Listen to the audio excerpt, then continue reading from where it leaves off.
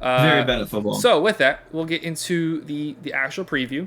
So this is the first game back from the bye. First game that we've had at home since what was that last game? Not the Giants. Panthers? Patriots. Oh, Patriots. Yes, since the Patriots game, we've been on the road a little bit.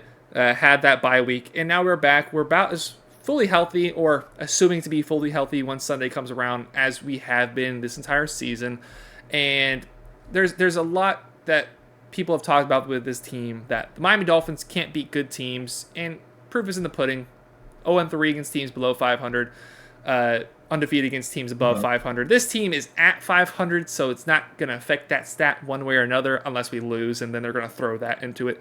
But I find it highly unlikely that we lose against this very bad Raiders team, who, like we just talked about earlier on the stream, they've had some sort of resurgence since Antonio Pierce has taken over. The way he's handling this team, the man management, the how he empowers the players, lifts them up, lets them show their personality, lets them really kind of do whatever they want when they're not on the football field, and then like bringing the practice players, the practice squad guys onto the field. I like what he's got going on. I like that he's turning the corner a little bit with this Raiders team when there was so much negativity around them with Josh McDaniels. I like what he's doing, but this is a team that is clearly devoid of talent, and a team that the Dolphins, if we come out of this with anything but a win, if you come out of this with anything but like at least a 2-score win, I'd be a little disappointed. Yeah, I would definitely be disappointed if it's not a 2-score win, at the very minimum. But I have a question for you. Does Alec Pierce? Alec Pierce on the Colts. Okay, sorry. What's Antonio Pierce? It's Antonio Pierce. Former Giant. Does Antonio Pierce kind of remind you of Dan Campbell when he took over the Dolphins? Yeah, like that alpha, that leader, that guy that the players believe in. Former player, easy to relate to. So yeah, 100%. So you remember how one of his first games we absolutely came out and destroyed the Texans? I do not remember that, but I believe you. Oh, yeah, we absolutely we ended up we put up 40 points on the Texans in like the first half, and then we didn't score the rest of the game because we benched all our guys. But no way, that was with Dan Campbell. That was with Dan Campbell. What year was that? That was at home. 2015. Dude, I was at that game. Dan Campbell coached that game. Yeah, man. Dude, it started raining. Lamar Miller went crazy. Their tight end just said whoop with the ball in the air, ran it back for a pick six. Like that was a very fun game. For that half. Was. And then the second half was pretty boring. The second half was boring as hell. But that's kind of where I'm getting it to this, is after that game, after that high, they kind of fell back down to reality and started losing games throughout the rest of the season. So the Raiders are at that high right now. When do they come down from that high? I mean, Dan Campbell did something very similar as to what Antonio Pierce did in firing both offensive and defensive coordinators when he was the Miami Dolphins interim head coach. Antonio Pierce fired the offensive coordinator. So that could be, could be something that they're going to end up on this massive decline the rest of the year. Starts with us. A good team. That happens a lot of the time with coaches, interim coaches in general. Like we saw last year with the Colts. Like you bring Jeff Saturday, they have that immediate success, and then it immediately goes like it got to the point where like that first week you're like, oh my gosh, a guy who works for ESPN can just coach the team, and next thing you know they're winning games. And then for the rest of the season they did not win a single game following that. I don't know if the Raiders are necessarily going to have that big of a fall off. There are games they can win on the rest of their schedule. It does get rough from here because they got us, and they have the Chiefs, the Vikings, the Chargers, the Chiefs again. So they very well could lose every single game until New Year's Eve, which is the Colts and the Broncos. Or the Colts and then the Broncos the week following. So there's a chance they win those two games. But that's not... Antonio Pierce is not asked to come in and make this team a playoff team. He's not asked to come in and win the Super Bowl. Mark Davis, I think, specifically selected him. I think he was one who selected, especially since they fired their GM, fired the coach. Like who else? Yeah. Who else is going to make the decision at that point? It was Mark Davis. Yeah, he specifically selected him because who knows if Antonio Pierce ever becomes a good coach, like a good NFL head coach, like Dan Campbell has. Who knows if he does that? But what I think they saw in him was, again, a guy that is going to be a great leader of men, that has, first of all, he's won 2 games in a row, so he's clearly doing something right coaching. That he's a younger coach. You're going to give him this platform, this stepping stool to showcase his talents and what he can do as a head coach to potentially get that job one day. But for now, he's a guy that's just going to ride the ship. You're likely not going to have a lot of players, crying out about how the coaching sucks, how they're miserable to be there. Like, even though they might be miserable to be there for the rest of the season when they start losing games, they're going to want to fight for each other. They're going to play for each other. They have a guy at the head coach that they want to fight for and will go forward the rest of the season and give it their all for, even if it is in losing efforts. Whereas we saw with Josh McDaniel, he completely lost the locker room. I mean, didn't they literally bully him his last week there, because they just got sick and tired of him? It was actually hilarious. So Josh McDaniels called this team meeting, and it was an open meeting where everybody can speak their mind and speak up. And he had Antonio Pierce speak. And Antonio Pierce was on the 08 Giants team that beat the Patriots. Beat the Patriots in their undefeated season. And he's like, we believed that we could beat anybody, and that's the kind of mentality that we have to have, and blah blah blah.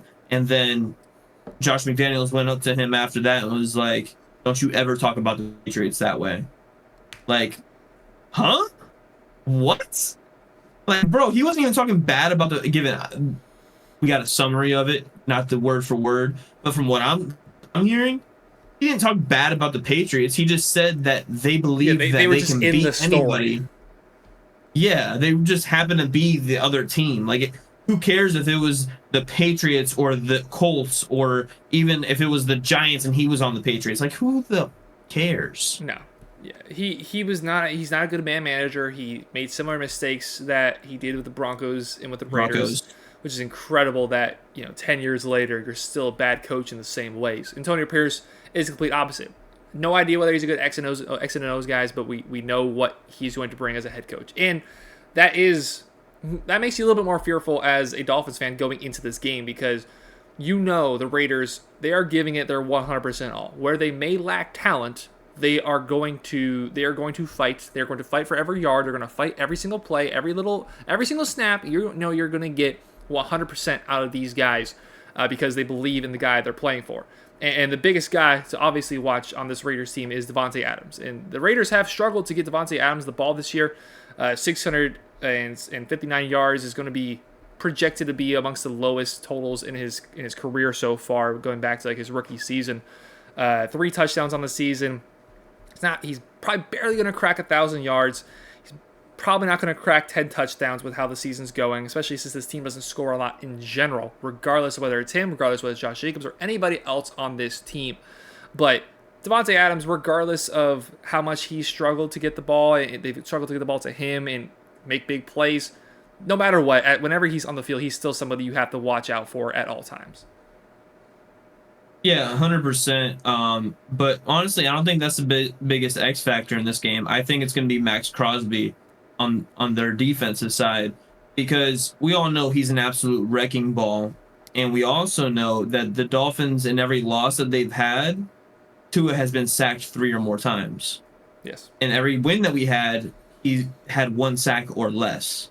So he's never had a 2-sack game, apparently, this season. But besides that, if Max Crosby going against Austin Jackson, that's going to be the test of all tests for Austin Jackson. Now, he held his own against a couple of good pass rushers dating back all the way to the Chargers game when he went against both Bosa and Mack. But, now you have probably one of the best, if not the best, pass rusher in the league. And if he can get to Tua and disrupt him and disrupt the timing of this offensive line and this offense, that's also an issue that we've had with the losses that we've had, is that our timing has been majorly disrupted and we aren't as good with off-script plays. Now, Tua, when he rolls out, he can find someone and he'll laser it in there, but I don't think we have the communication between quarterback and receiver yet for those off-track plays. Yeah, and I just talked about Adams. You just talked about Max Crosby on defense. Another guy, Josh Jacobs, where this Dolphins team has gotten better against the run as the season's gone on. We've still allowed the 28th most or 28th least amount of rushing yards. I hate how they have this layered here on the website. So that's what the fifth. They've allowed the fifth most rushing yards in the entire NFL. And Josh Jacobs is not running behind a good offensive line, but we saw last year as he won the rushing crown for the most rushing yards. And this season, it's, again, not going to be his best year once the year is done with, but 622 yards and 5 touchdowns. We know with this Raiders team where production is going to come from both on offense and on defense. Max Crosby getting into the backfield, they have to have him applying pressure, and he does not come off the field. He plays nearly every play, whether it's first down, third down, fourth down. It doesn't matter whether it's goal to go, whether it's on the other side on the 10-yard line. He plays just about every single snap, and then on offense, you know everything is going to have to come down to stopping Devontae Adams and stopping Josh Jacobs. Yeah, you still have to worry about a few of their other guys out there, like Jacoby Myers, but for the most part, and on defense, it's, again, a few other guys, but it is those three. You keep those three contained, you're probably going to have a good game. As for the Dolphins' success, we have to get the ball back into the hands of just as many different playmakers as we possibly can. You look at games in which we've gotten the ball into the hands of 10 different players versus not, it's a night and day difference. Like the Chiefs game, you ran the ball pretty much entirely through Raheem Mostert and Tyreek Hill. Jalen Waddle had a few catches, but there was no spreading of the love. And now with Devon Achane coming back, now with River Craycraft coming back, I need and want to see this Dolphins team just give the ball to everybody, so the other team's defense has no idea where the ball is going on any specific play. Yeah, and that's the benefit of having so many different weapons, is to be able to do that. And River Craycraft being our second biggest receiver behind Chase Claypool, it's going to be, he's not bigger than Cedric. Cool. Bigger than Cedric. He's not bigger than Cedric. Cedric's 6'1". You sure he's 6'1"? Yeah, Cedric's 6'1". I think we've been over this before. I think they're both 6'1", but Craycraft is like Craycraft's 220 something. No, Craycraft is not even close. He's 6 foot and he's 198 pounds. Whereas Cedric Wilson's like 170. He's 6'2". He's probably lighter. He's 183. So very comparable in weight, 189, I think I said, and 183. 198. So he is bigger in stature, but he does have 2 inches on him. Okay. And every inch matters. Oh my god. Okay, if that's what you want to tell yourself. I do. It's a good team against a bad team. All right, that's ultimately come down to. It's a good team against a bad team. That's the end of the day. It's a good team against a bad team. A well-coached team with one of the best coaches in the NFL versus an interim head coach who we believe in, but we have no idea whether he's actually a good coach or not. Yeah, exactly. So, and then, if you want to talk about X factors, we already talked about the Raiders X factors. The Dolphins X factor, for me, I'm not even going to name a player. I'm going to go ahead and put it on the coaching staff. The coaching staff getting it to as many players as possible, and also the defense just getting a pass rush to this rookie quarterback so he doesn't have time to look for Devontae Adams or Jacoby Myers. That's just what it's going to be. He did not just say the X factor is going to be the coaches. I'm going to say that the X factor, believe it or not, is going to be a player. And I'm going to say that player is going to be Devon Achane in his first game back. While it's very possible, and I'd say even realistic, that we don't see a high volume of work from Devon Achane. That was never Devon Achane's game at this point. When he was playing earlier on in the season, and now at this point when he's coming back, he was not a 20 touches a game type of guy. He'd get 10 to 13 carries, 3 to 4 catches, and just made everything with his opportunities. He's probably gonna be a little less explosive. He might, he had like a big play or 2 or 3 or 4 every single game. He'll probably still have that one big play, but you're not going to get Devon like 51-point fantasy performance against the Broncos. That's not what we're probably going to see against the Raiders. We hopefully for both of our sakes we do, but and hopefully for your sakes at home who has Devon Achane, lucky enough to have him. But likelihood is that's not what's going to happen this week. But I do expect to see him back in the team. His explosiveness, what you can do with him on the field, how he just changes the entire dynamic of the offense, because you're lining him up multiple different positions. You line him out wide, in the slot, in that tight end spot where we always see Tyreek shoot out from and then run his route. Backfield with Raheem Mostert, in the slot with Raheem in the backfield, end around, get a pass. Like, you don't know what he's going to do at any play. And that's what this Dolphins offense is and has to be. So many guys out here, all can run, all have so much talent.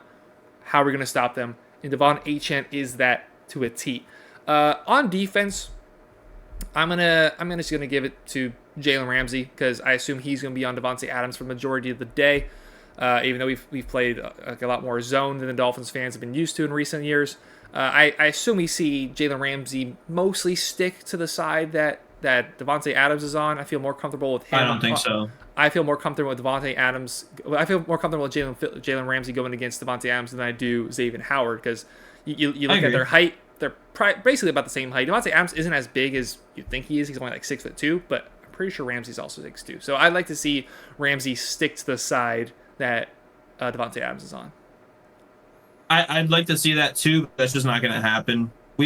If that was going to happen, it would have happened with Stephon Diggs, Xavier Howard on Stephon Diggs. But we saw that that's not happening, and we just know it's just not gonna happen. It's going to be Xavier Howard on his side, Jalen Ramsey on his side, and that's just how it's going to be. That's possible. So, with all that being said, Donovan, how's it going to go? Oh man, I'm gonna go ahead and say 42-13.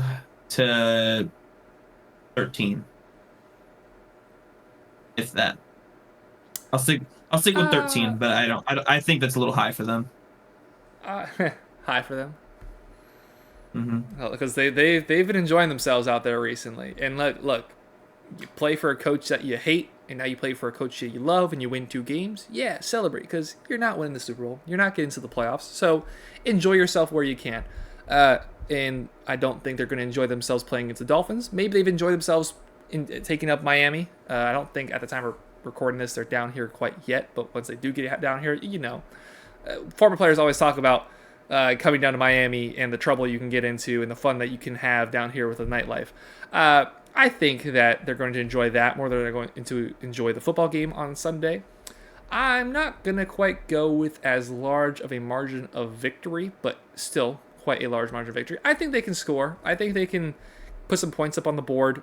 I'm going to go with a 17-38. Nice.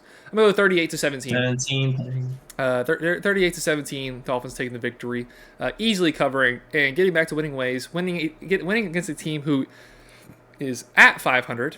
So we've done that twice. We would have done that twice this year. Obviously, Chargers week 1, both teams are 500. So if you win, you beat the team at 500, and then beat a team that's actually at 500, the 5-5 Raiders, moving them 5-6.